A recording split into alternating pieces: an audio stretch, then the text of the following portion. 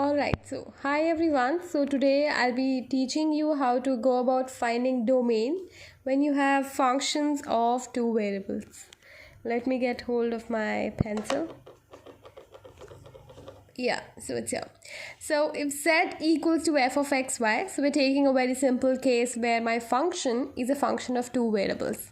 Is a function of two variables x and y, then the set of all ordered pairs xy for which the function is defined is called the domain of the function. This definition doesn't require any understanding. So that's legibly clear that I need to find the plausible x and y values which are able to define my function z as a definable function. Okay, and we all know that these are some things which we should take care of while finding domain.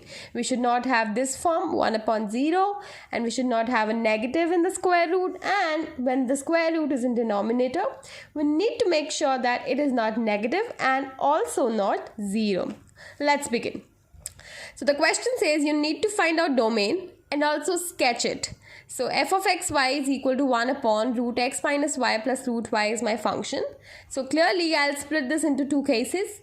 For this particular part, I need to make sure this case. So it should be positive and greater than 0 but not equal to 0. So that way the constraint is x minus y greater than 0, and for this I have y greater than equal to 0. If you solve it further, you shall have x greater than y, and from here you shall have y greater than equal to 0. So I have it in front of me that the domain of this function is such that x be greater than y and that be greater than equal to 0. Okay, so that's how I have it over here, and I have written that domain is equal to all xy pairs. This is read as all xy pairs such that x is greater than y is greater than equal to 0. So how do you go about sketching it?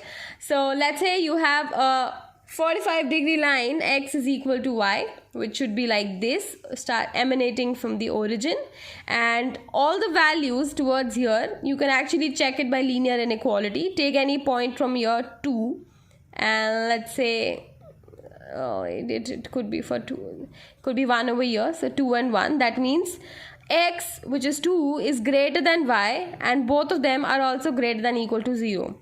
So basically first thing to make sure is that you have the first quadrant where both x and y are positive, and second thing which you need to make sure is along that particular region your x values are greater than y but not equal to them, which is why I have shown it through a dotted line.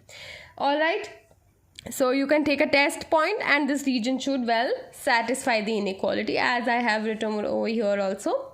So that was about the first part. Second part is log of 1 minus x square minus y square. We all know that a logarithm function only holds true for positive domain.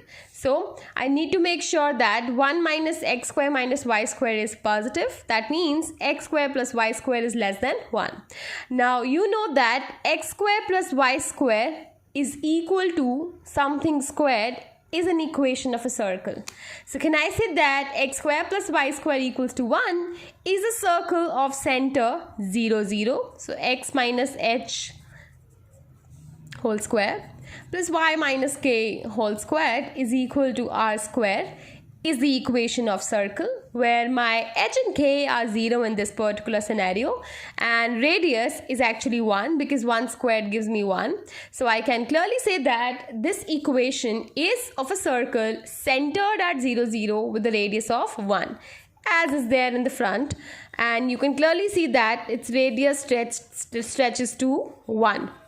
Now the region is x square plus y square less than 1. That means the region which does not include the boundary and is well within the shaded circle.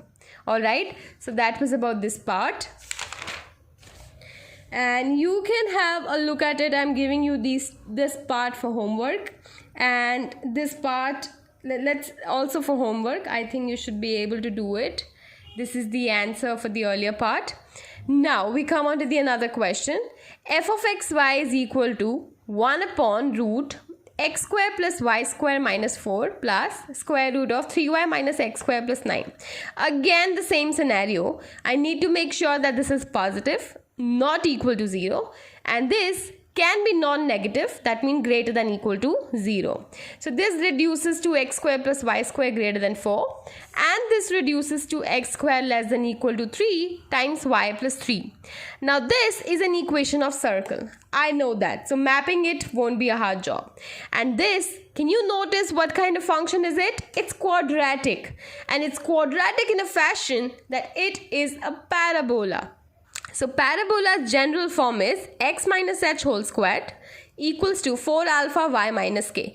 Just remember this as a golden rule always, where h and k forms the vertex of parabola, and alpha determines whether it will be U-shaped or an inverted U-shape. If alpha is positive, then it's a U-shaped, and if alpha is negative, then it's an inverted parabola. So going about my equation over here, comparing it with the general form, I have written in front of you right here, and I see that my parabola is having the vertex 0, minus 3 as I have written over here. And if you equate 4 alpha with 3, since this is 4 alpha over here in the general form, this will give you alpha as 3 by 4, which is positive. That means my parabola is U-shaped.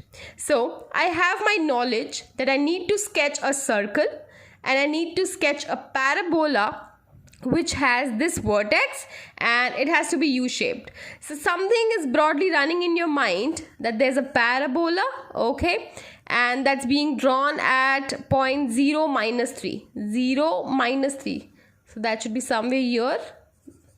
And then there's a circle also, which has what kind of shape? So x square plus y square greater than 4 means x minus 0 whole squared plus y minus 0 whole squared is greater than 2 squared. So it's a circle with radius 2 and center 0, 0. So something is broadly running into your mind right now.